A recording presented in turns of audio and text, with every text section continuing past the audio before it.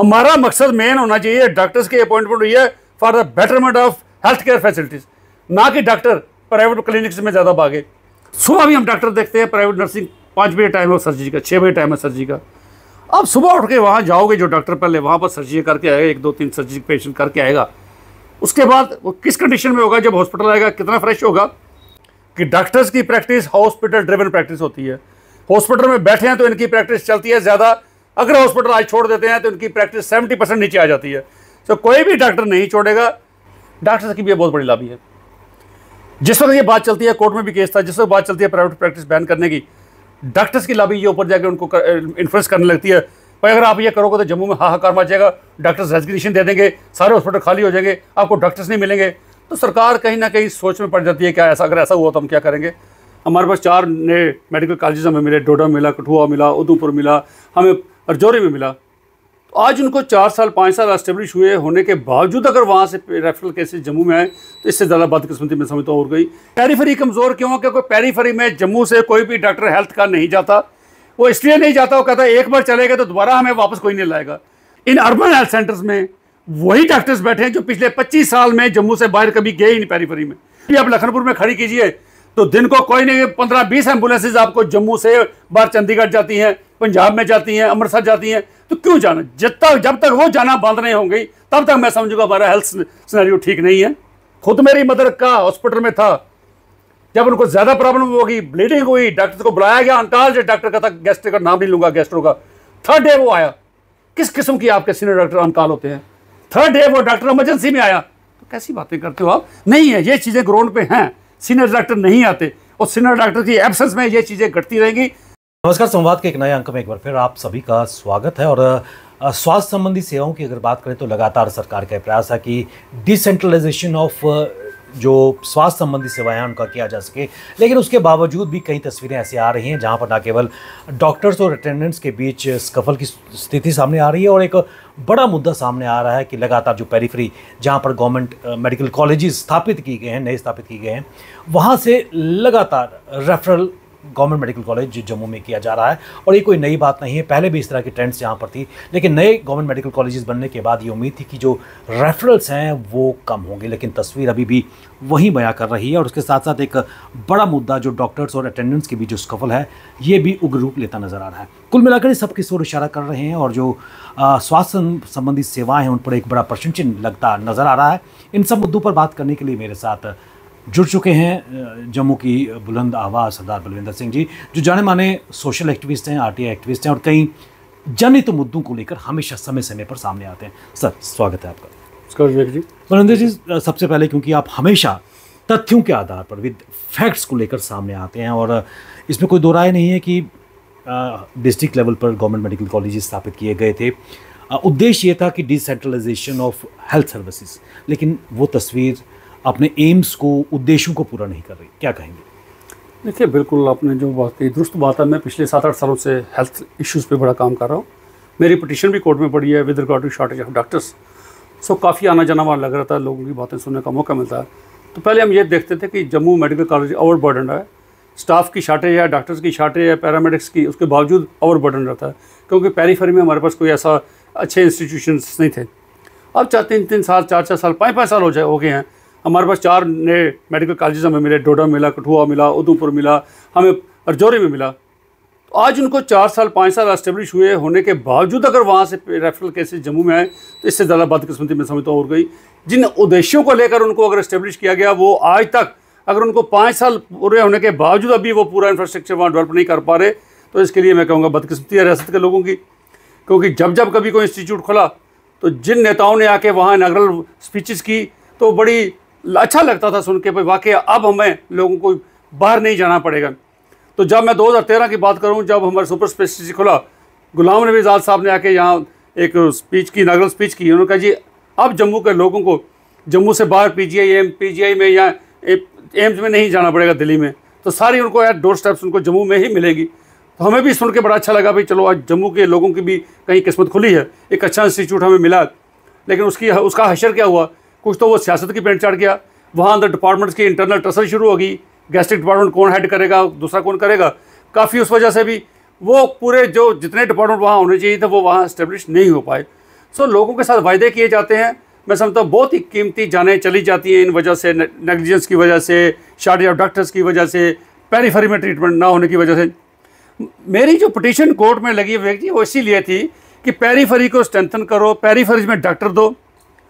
और उसका एक बहुत बड़ा रीज़न निकल के आया कि पेरीफेरी में डॉक्टर्स क्यों नहीं जाते। मेरी जो पिटीशन हाई कोर्ट में चल रही है, हाई कोर्ट में पिटीशन मेरे शेख साहब एडवोकेट हैं, तो वहाँ 6 साल पिटीशन चलने के बावजूद भी कोई रिजल्ट ज़्यादा नहीं निकले। तो हमें चीफ जस्टिस साहब ने आज से कुछ 7-8 महीने पहले कहा एज ए पिटिशनर, भाई आपके पास अगर कोई सुझाव हैं तो आप दीजिए, क्योंकि हम नाकामयाब रहे, हमें कुछ ज़्यादा सक्सेस नहीं मिली। तो फिर यकीन मानिए एक 16 पॉइंट प्रोग्राम बना के हमने सरकार कोर्ट में सबमिट किया और वो कोर्ट ने आगे डिपार्टमेंट को ट्रांसफ़र किया।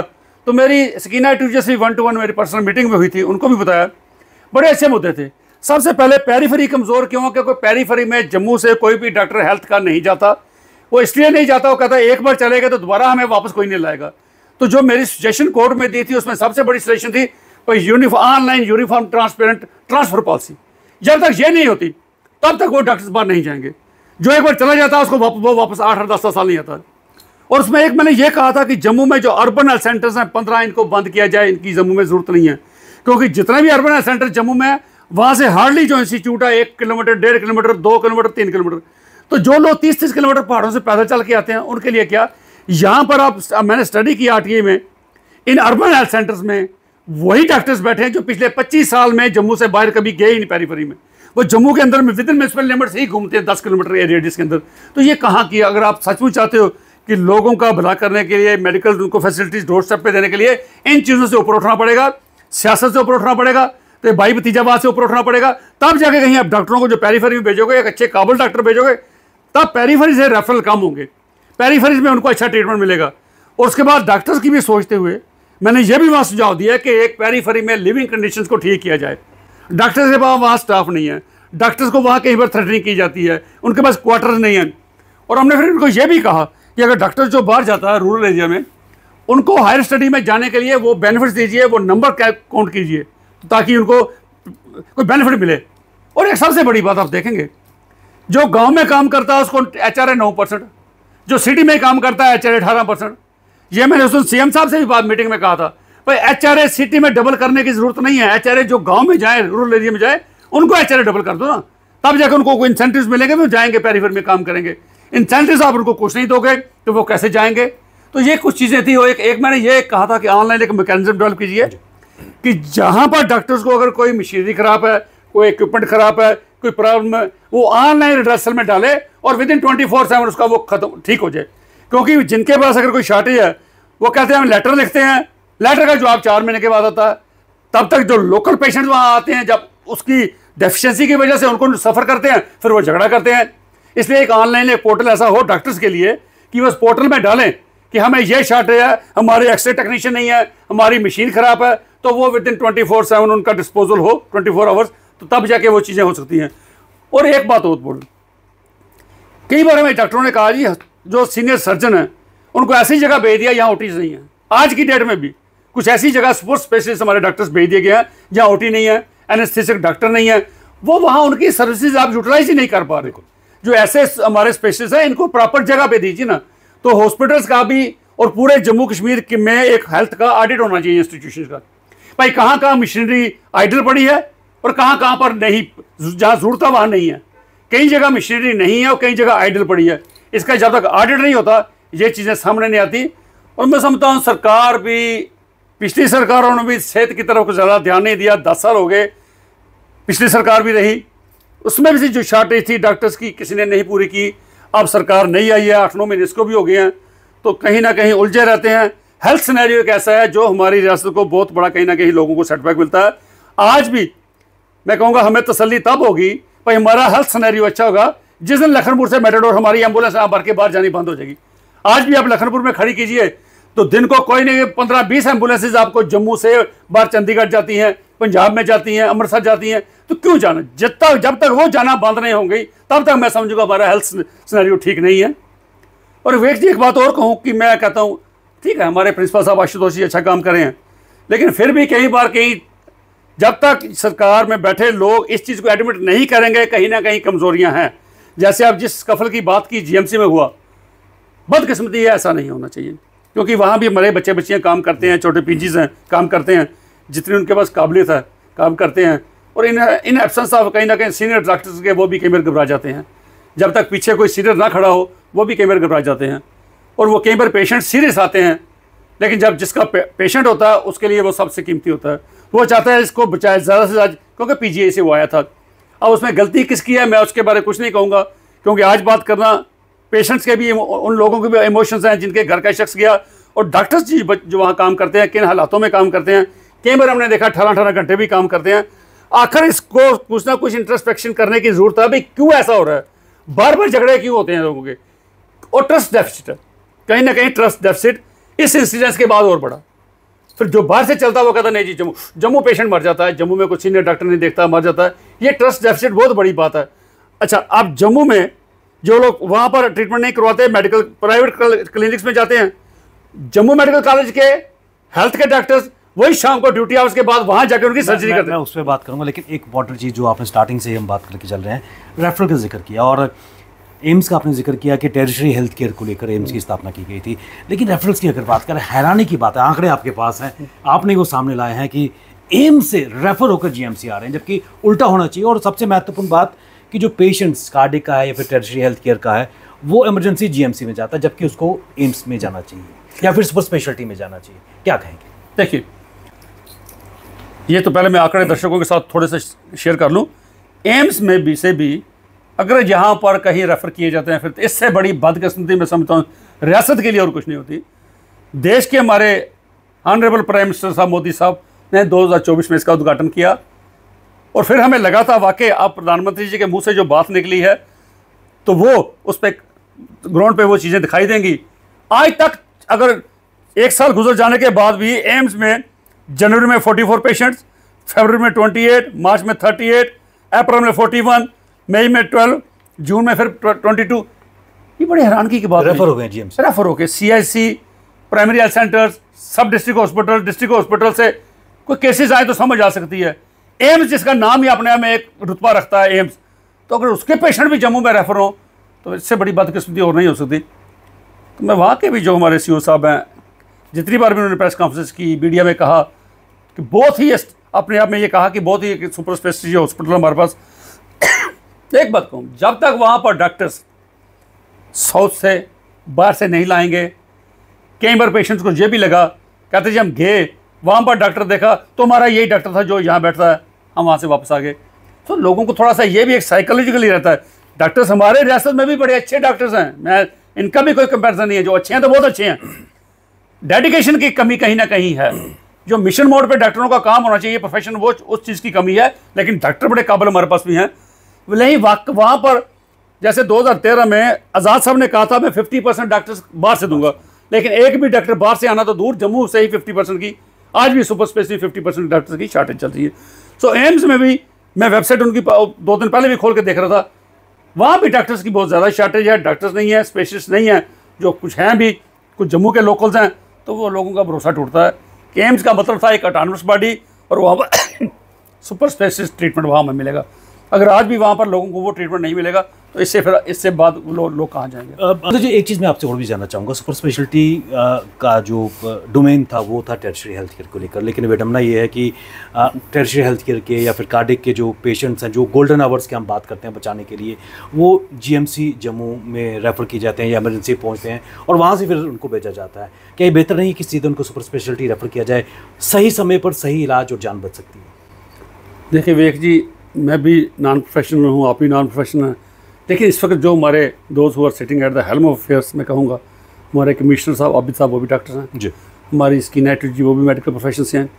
अगर मेरे जैसे एक आर्ट्स के स्टूडेंट को ये स्टडी करके ये ज्ञान हो गया, फीडबैक लेके ये ज्ञान हो गया कि जो कार्डियक के पेशेंट्स हैं जो सीधे पहले GMC में भेजे जाते हैं इमरजेंसी में, क्योंकि सुपर स्पेशलिटी में 13-12 साल गुजर जाने के बाद भी आज तक वहाँ पर इमरजेंसी एस्टेब्लिश नहीं की गई। इससे बड़ी बदकिस्मती जम्मू वालों के लिए और क्या होगी।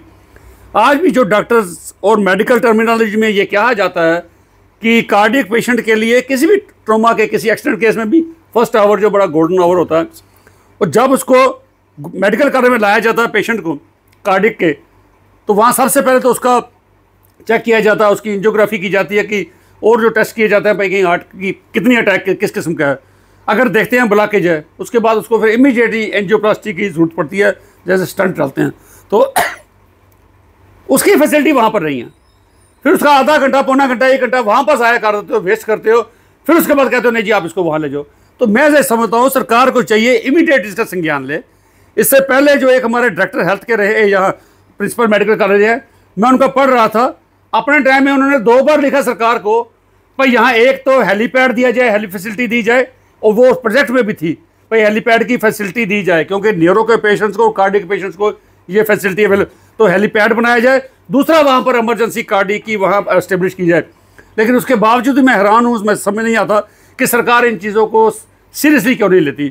क्योंकि जब पेशेंट कोई यंग बच्चा आएगा, कोई बुजुर्ग आएगा, कोई भी आएगा, हर की जान बड़ी कीमती है, उसको बचाना हमारा सरकार का काम है। सरकार तो अगर उस पेशेंट को 1 घंटा वहाँ पर करने के बाद आप वहाँ से शिफ्ट करते हो, क्यों ना आदमी डायरेक्ट चला जाए। 12 साल के बाद भी एक हम इमरजेंसी एस्टेब्लिश ना कर पाएँ तो हम क्लेम तो बहुत बड़े बड़े करते हैं, हमारी रियासत को हेल्थ में अवार्ड मिल गया। किस किस्म के अवार्ड मिल गए? जब लोगों को तसल्ली जिसने होगी, हाँ जी हमें डोर स्टेप पे, हमें जम्मू में हर मेडिकल फैसिलिटी अवेलेबल है हमारे लिए, तो फिर मैं कहूँगा वो अवार्ड किससे मिलना चाहिए? अवार्ड लोगों से मिले। लोग कहें जी बड़ा अच्छा हॉस्पिटल है, लोग कहें जी बड़ा अच्छा डॉक्टर है, हमें अच्छी फैसिलिटी मिली। अवार्ड वो होता है, बाहर से अवार्ड लेने किस किस्म की मैनिपुलेशन की जाती है वो मैं समझता हूँ अच्छी तरह। अवार्ड जिस तरह जनता कहेगी भाई नहीं जम्मू अब एस्टेब्लिश हो गया, अच्छे इंस्टीट्यूशन यहाँ आ गए हैं, अच्छे डॉक्टर्स हैं, जब चले जाओ तो हमें लगता है आप भगवान के पास पहुँच गए। तो ये चीज़ें कहीं ना कहीं कमी दिखती है। मनोज जी, एक चीज़ जिसका आपने जिक्र किया था, हमेशा ये आरोप लगाया जाता है कि गवर्नमेंट मेडिकल कॉलेज जम्मू के जो डॉक्टर्स हैं शाम को चाहे नर्सिंग होम्स में प्राइवेट प्रैक्टिसेस करते हैं, और यही कारण है कि वहाँ के जो पेशेंट्स हैं उनको नर्सिंग होम्स में सर्जरीज है उसके लिए भी लाया जाता है। तो कहीं ना कहीं एक बड़ी चुनौती नज़र आ रही है और लोगों की डिमांड है कि प्राइवेट प्रैक्टिसेस इन डॉक्टर्स की, सरकारी डॉक्टर्स की बैन होनी चाहिए। क्या कहेंगे? देखिए अब कई डॉक्टर्स मेरे साथ नाराज़ भी होंगे इस इशू पे बात करने से। डॉक्टर्स की भी ये बहुत बड़ी लॉबी है। जिस वक्त ये बात चलती है, कोर्ट में भी केस था, जिस वक्त बात चलती है प्राइवेट प्रैक्टिस बैन करने की, डॉक्टर्स की लॉबी ये ऊपर जाके उनको इन्फ्लुएंस करने लगती है। भाई अगर आप ये करोगे तो जम्मू में हाहाकार मच जाएगा, डॉक्टर्स रेजिग्नेशन दे देंगे, सारे हॉस्पिटल खाली हो जाएंगे, आपको डॉक्टर्स नहीं मिलेंगे। तो सरकार कहीं ना कहीं सोच में पड़ जाती है क्या ऐसा, अगर ऐसा हुआ तो हम क्या करेंगे। मैं सरकार को एश्योर करता हूँ कि डॉक्टर्स की प्रैक्टिस हॉस्पिटल ड्रिवन प्रैक्टिस होती है। हॉस्पिटल में बैठे हैं तो इनकी प्रैक्टिस चलती है ज़्यादा, अगर हॉस्पिटल आज छोड़ देते हैं तो इनकी प्रैक्टिस 70% नीचे आ जाती है। तो कोई भी डॉक्टर नहीं छोड़ेगा। मैं उस दिन भी अपील की थी उमर साहब से और स्कीना जी से कि आप एक ओपन इन्विटेशन दीजिए, भाई जो छोड़ना चाहता है, हम एक वॉलंटियर रिटायरमेंट लेता है, हम प्राइवेट प्रैक्टिस बैन करने जा रहे हैं, आप अपने एफिडेविट दे दीजिए। मैं देखता हूँ कितने एफिडेविट देते हैं। हमारा मकसद मेन होना चाहिए डॉक्टर्स की अपॉइंटमेंट हुई है for the betterment of health care facilities, ना कि डॉक्टर प्राइवेट क्लिनिक्स में ज़्यादा भागे। और फिर मेरी बात हो रही थी किसी सीनियर के साथ, मैं नाम नहीं डिस्क्लोज करूँगा, कहीं ना कहीं उनको इस चीज़ की इरिटेशन होती है, सीनियर डॉक्टर्स नहीं मिलते। उनका ये कहना था कि प्रोफेसर जो कॉलेज में एक पीरियड या 2 पीरियड पढ़ाते हैं सर जी, 2.5 लाख सैलरी लेते हैं, 3-3 लाख सैलरी लेते हैं। तो हमारे डॉक्टर जो सीनियर हैं ये क्लासेस भी पढ़ाते हैं, ये ओटी में भी जाते हैं, ये ऑपरेशन थिएटर्स भी ओपीडी में भी जाते हैं, ऑपरेशन सर्जरीज भी करते हैं, फिर इनको बदनाम किया जाता है। इनका पेशा ही ऐसा है, इनका पेशा ही ऐसा है, इनको ऐसे ही करना पड़ेगा। अब प्रोफेसर कॉलेज में तो कई बार बच्चे पढ़े ना पढ़े, आए ना आए, वो बच्चों को भी डिपेंड रहता है। बच्चे कहते हैं नहीं सर आज छुट्टी करेंगे, लेकिन पेशेंट के साथ अगर थोड़ा सा भी कहीं ना कहीं लापरवाही की गई उसकी जान जा सकती है। तो मैं समझता हूँ इस चीज़ को एडमिट करना पड़ेगा कि कहीं ना कहीं जो सीनियर डॉक्टर्स हैं हमारे वो वहाँ पर मौजूद नहीं रहते। खुद मेरी मदर का हॉस्पिटल में था, जब उनको ज़्यादा प्रॉब्लम होगी, ब्लीडिंग हुई, डॉक्टर को बुलाया गया, अंटाल डॉक्टर का था, गैस्ट्रिक का नाम नहीं लूँगा, गैस्ट्रो का, 3rd डे वो आया। किस किस्म की आपके सीनियर डॉक्टर अनकाल होते हैं? 3rd डे वो डॉक्टर इमरजेंसी में आया। तो कैसी बातें करते हो आप? नहीं है, ये चीज़ें ग्राउंड पे हैं, सीनियर डॉक्टर नहीं आते और सीनियर डॉक्टर की एब्सेंस में ये चीज़ें घटती रहेंगी जब तक आप एडमिट नहीं करोगे कि सीनियर डॉक्टर की शार्टेज की वजह से, मैन पावर की शार्टेज की वजह से जो छोटे बच्चे हमारे आए हैं पीजी, इनके ऊपर ओवरबर्डन है। और मैं उनको ड्यूटी करते देखता हूँ, वो बेचारे 18-18 घंटे 20-20 घंटे ड्यूटी करते हैं, एग्जॉस्ट हो जाते हैं। अच्छा विवेक जी एक बात देखिए, हर शख्स की एक कैपेसिटी होती है काम करने की, ठीक है। सुबह भी हम डॉक्टर देखते हैं प्राइवेट नर्सिंग, 5 बजे टाइम है सर्जरी का, 6 बजे टाइम है सर्जरी का। अब सुबह उठ के वहाँ जाओगे, जो डॉक्टर पहले वहाँ पर सर्जरी करके आएगा, 1-2-3 सर्जरी पेशेंट करके आएगा, उसके बाद वो किस कंडीशन में होगा, जब हॉस्पिटल आएगा कितना फ्रेश होगा, फिर उसको एक राउंड भी लगाना है, फिर उसको बच्चों को भी पढ़ाना है, फिर उसको रिसर्च वर्क भी करना है, फिर उसको एक राउंड में करके पेशेंट्स को भी अटेंड करना है। कितनी कैपेसिटी होती है एक शख्स की? जो कैपेसिटी उसमें काम करने की होती है वो बाहर दे के आता है। तो एक इंसान की बॉडी है आखिर थक जाती है। तो ये कहीं ना कहीं उन पर लोड रहता है। ठीक है, पैसे के पीछे दौड़ लगी है, सबकी लगी है, मटेरियलिस्टिक वर्ड है, लेकिन जो पेशा है डॉक्टर्स का, जिसे भगवान, और कोई पेशा ऐसा नहीं है, किसी इंजीनियर को भगवान नहीं कहा जाता, किसी और इंजीनियर को नहीं, सिर्फ और सिर्फ एक डॉक्टर्स की एक ऐसी पेशा था जिसको हम डॉक्टर भगवान के रूप में देखते हैं। और आज अगर लोगों का भरोसा कहीं ना कहीं उठता जा रहा है, इन चीज़ों को रिस्टोर करने की ज़रूरत है। मैं सबसे ये कहूँगा जो इस वक्त बरसर इक़्तिदार में है, चीफ मिनिस्टर साहब हैं, बात को सुनते हैं, स्कीना जी हैं, मैं सबसे कहेंगे इन चीज़ों को देखने की ज़रूरत है। और एक बात मुझे ये बताइए, कश्मीर में सब कुछ ठीक क्यों है? फिर क्या कभी आपने सुना कश्मीर से भी ज़्यादा पेशेंट बाहर के नहीं जाएंगे? बिल्कुल ही जो बिल्कुल एक्सट्रीम हो जाता है फिर जाना पड़ेगा। कोरोना काल हुआ तो डेथ्स जम्मू में, केसेस कश्मीर में ज़्यादा, डेथ्स जम्मू में डबल। ये क्या था? कहीं ना कहीं डेडिकेशन की भी कुछ ना कुछ, सब मैं नहीं कहूँगा, फिर मैं कहूँगा एक्सेप्शंस आर ऑलवेज देयर। बड़े अच्छे डॉक्टर्स हैं जिन्होंने कोरोना में बड़ा अच्छा काम किया, पैरामेडिक्स बड़े अच्छे हैं जिन जान पे खेल के जिन्होंने अच्छा काम किया, लेकिन कुछ डॉक्टर्स ऐसे भी हैं जिनमें डेडिकेशन की कमी है, तो वो डेडिकेशन कश्मीर में देखी जाती है। इसलिए आज भी आप जाके कश्मीर में पेशेंट्स को पूछो, अटेंडेंट्स को पूछो, उनको सेटिस्फेक्शन है, कहीं ना कहीं सेटिस्फेक्शन है। सोरा उनके पास है, बाकी अच्छे से इंस्टीट्यूट उनके पास हैं। और जम्मू में एक हमारे पास बोन एंड जॉइंट खुला, मेडिकल कॉलेज के अपोजिट में खुला, उसका भी डाटा मेरे पास आया। बस उनके पास एक भी सैंक्शन स्ट्रेंथ के अगेंस्ट एक भी पोस्ट उनके पास नहीं है। जो उनके पास डॉक्टर्स लिए गए उधार से लिए गए जीएमसी से, जिसके पास अपने खुद को डॉक्टर नहीं है, उनके अपने उनके शॉर्टेज है, उन्होंने इनको उधारे डॉक्टर दिए हैं बोन एंड जॉइंट हॉस्पिटल के लिए। इससे क्या मजाक किया जाता है लोगों के साथ? मनोज जी, एक इंपॉर्टेंट चीज़ मैं आपसे जानना चाहूँगा। जम्मू में हम बात कर रहे हैं कि 90% से ज़्यादा जो हेल्थ केयर है सरकारी इदारों पे डिपेंड करती है, प्राइवेट भी आ रहे हैं, लेकिन जम्मू में पिछले कुछ समय से लगातार मशरूमिंग ऑफ नर्सिंग होम्स भी हुई है, और कई नर्सिंग होम्स ऐसे हैं कि नाम के लिए फैसिलिटीज़ वहाँ पर नहीं है। और सीनियर डॉक्टर्स का आपने जिक्र किया, पेशेंट्स लेकर जो ओपीडी में आते हैं अस्पतालों में, वहाँ से ले के नर्सिंग होम्स में उनका सर्जरी वगैरह की जाती है। और कई ऐसे नर्सिंग होम्स हैं, एबीसी में नाम नहीं लेना चाहूँगा, फैसिलिटीज़ नहीं है और कुछ डेथ भी हुई है, लेकिन उनको भी दबा दिया गया। देखिए, मेरा भी एक वहाँ एक्सपीरियंस, मैं भी नाम नहीं किसी का लूँगा। एक बच्चा पटियाला से आया था यहाँ, एक ही बच्चा था घर का, सिटी में उसको कहीं प्रॉब्लम हुई इस एरिया में, इमरजेंसी हॉस्पिटल में चला गया। इमरजेंसी में कोई मेडिकल डॉक्टर नहीं था, वहाँ पर उसको BAMS आयुर्वेदिक डॉक्टर ने उसको ट्रीट किया, उसकी डेथ होगी, उसको दबा दी गया। उसका बाप हर थाने घुमा, हर पुलिस अफसर के पास गया, DC जम्मू के पास गया, कोर्ट तक गुहार लगाई है। किसी ने उस क्लिनिक था उसके ऊपर किसी ने भी कार्रवाई नहीं की। उसके ऊपर इंक्वायरी इनिशिएट की गई, डॉक्टर CMO जम्मू ने इंक्वायरी इनिशिएट की, उसने 11 पेज की रिपोर्ट दे दी। उसने कहा जी बिल्कुल ये नेग्लिजेंस हुई है, क्योंकि BAMS she was not suppose to handle the critical emergency patients, उसने किया। लेकिन बदकिस्मती है, जितने भी क्लिनिक्स हैं, जितने भी हैं, उन्हीं लोगों के हैं जो लोग इन्फ्लुएंशियल हैं, उनको परमिशन दे दी गई है, चाहे वो एलिजिबिलिटी क्राइटेरिया उसको उसमें खड़े उतरते थे या नहीं उतरते थे। और जब इन्फ्लुएंशियल लोगों के जो हॉस्पिटल होंगे, जब अगर वहीं कहीं नेग्लिजेंस डेथ होगी तो उसकी इंक्वायरी कौन करेगा? डॉक्टर। तो डॉक्टर ने कभी नहीं उसको कहेगा मैं इसको करूं, आज इसको करूंगा, कल मेरे पे भी ये बात आ सकती है। हर डॉक्टर को डिफेंड करने की कोशिश करता है। तो ऐसे इंस्टीट्यूट्स में बहुत जगह ऐसी डेथ्स हुई हैं, नेग्लिजेंट डेथ्स हुई हैं, माना भी गया इंक्वायरी, इनिशियल इंक्वायरी में, लेकिन बाद में उनके ऊपर कोई किसी किस्म का एक्शन। मैं डिप्टी डायरेक्टर से पूछता रहा जो हेल्थ के है, मैं DC जम्मू का मिलता रहा, RTI लगाई, भाई क्या एक्शन लिया? उन्होंने कहा जी एक्शन कुछ नहीं लिया। मैं जो एक्शन वारंटेड अंडर ला था वो तो अब लेते कम से कम। कोई नर्सिंग होम सील किया आपने 2 दिन 5 दिन 10 दिन के लिए कुछ किया, बिल्कुल किसी का वो कोई एक्शन नहीं होता, इसलिए वो अनचेक चल रहते हैं, बिल्कुल उनके ऊपर कोई किसी किस्म का कोई संज्ञान नहीं लिया जाता, इसलिए वो खुल्लम खुला वो काम करते हैं। BAMS भी लोगों ने रखे हैं, मैं समझता हूँ BAMS की भी एक क्लियर कट गाइडलाइंस होनी चाहिए। अगर BAMS ने उसको हैंडल किया तो क्यों हैंडल किया? वो जब उनसे पूछा जाता है वो कहते हैं जी दूसरे डॉक्टर्स बड़े कॉस्टली मिलते हैं। आप लोगों की जान के साथ खिलवाड़ करोगे। किसने आपको कहा था आप इंस्टीट्यूट खोलोगे, आप चला नहीं सकते तो आप सस्ते डॉक्टर रखोगे? ये कहाँ का क्राइटेरिया है? हेल्थ में जहाँ लोगों को इमरजेंसी में लोगों ने आना है, वहाँ BAMS से काम चलाओगे तो वो काम नहीं चलेगा।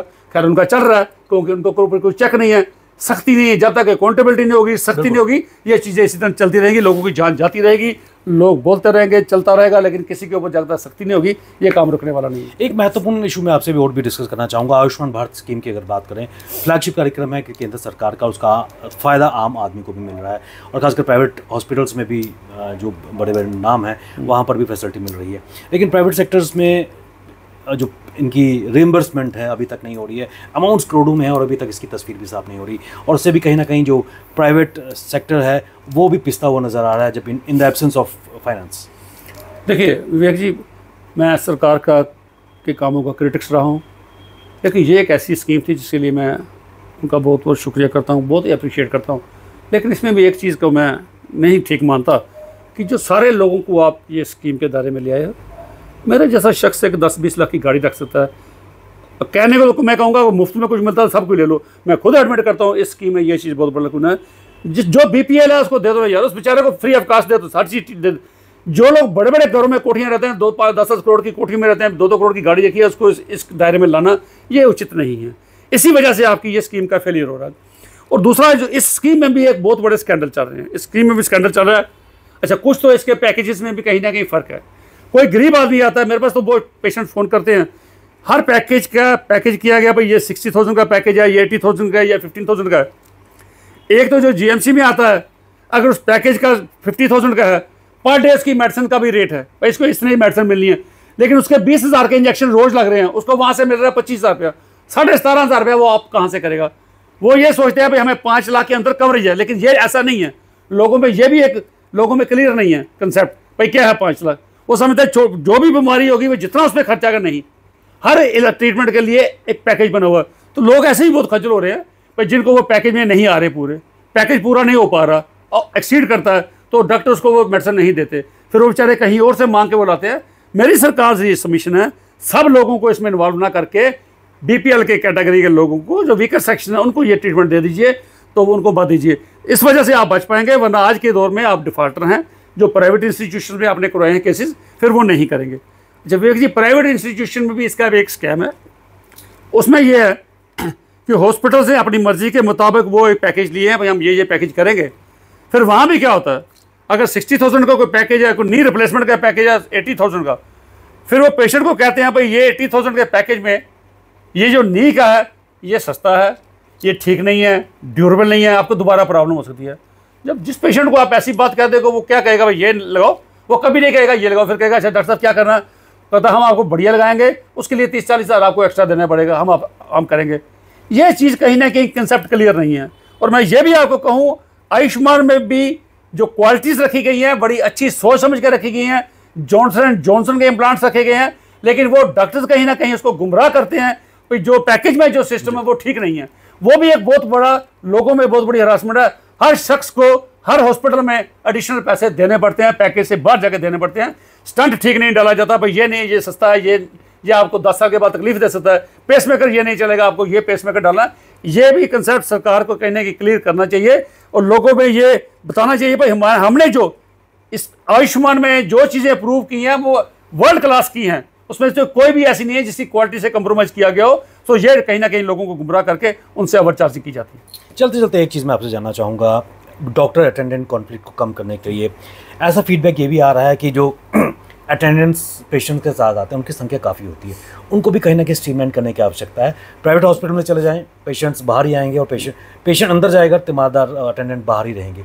क्या हमारे जो सरकारी इदारे हैं वहाँ पर भी इस पर संख्या को कम करने की ज़रूरत है? पहले भी इस तरह के लिए गए थे लेकिन वो सक्सेसफुल नहीं हुए। बिल्कुल विवेक जी, कहते हैं ना हॉस्पिटल में जब भी कोई जाता है बीमार जाता है, जितने ज़्यादा लोग जाएंगे उसमें उसको इन्फेक्शन होने की ज़्यादा डर रहता है। बिल्कुल सिक्योरिटी यहाँ स्ट्रेंथन करनी चाहिए, सिक्योरिटी यहाँ मजबूत हो, ताकि अटेंडेंट एक या दो से ज़्यादा अटेंडेंट, हाँ जब उसको एंटर करने, उसको हॉस्पिटल छोड़ने के लिए आता है 2-4 लोग आते हैं, उसको छोड़ के ड्रॉप करके साइड पे चले जाए बाहर।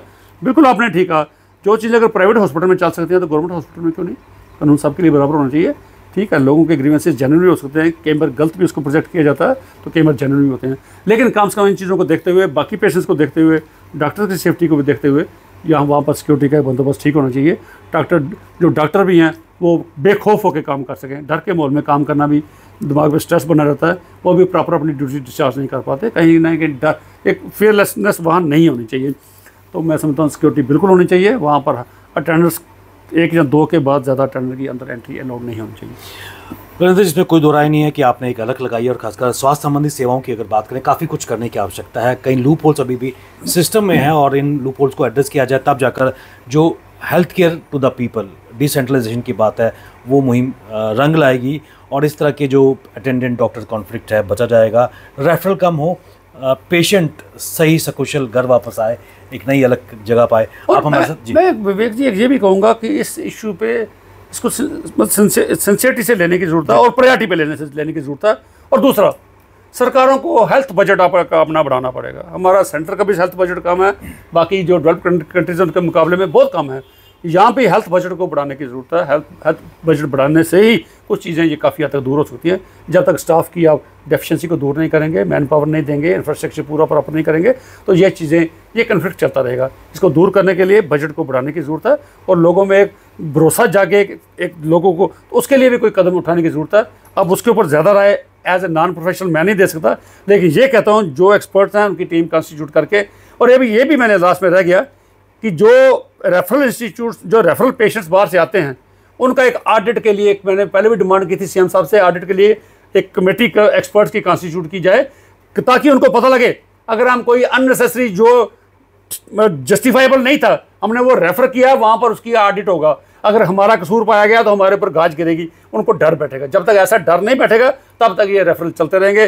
जब तक पेरीफेरी से रेफरल आने बंद नहीं होंगे, जीएमसी में जम्मू के लोगों के लिए सर्विसेज बेटर नहीं की जा सकती। अकाउंटेबिलिटी और ट्रांसपेरेंसी सिस्टम में लाने की बहुत ज़रूरत है। आप हमारे साथ कार्यक्रम में आए, बहुमूल्य जानकारी आपने शेयर की, आपका बहुत बहुत धन्यवाद। थैंक यू जी, विवेक जी, शुक्रिया।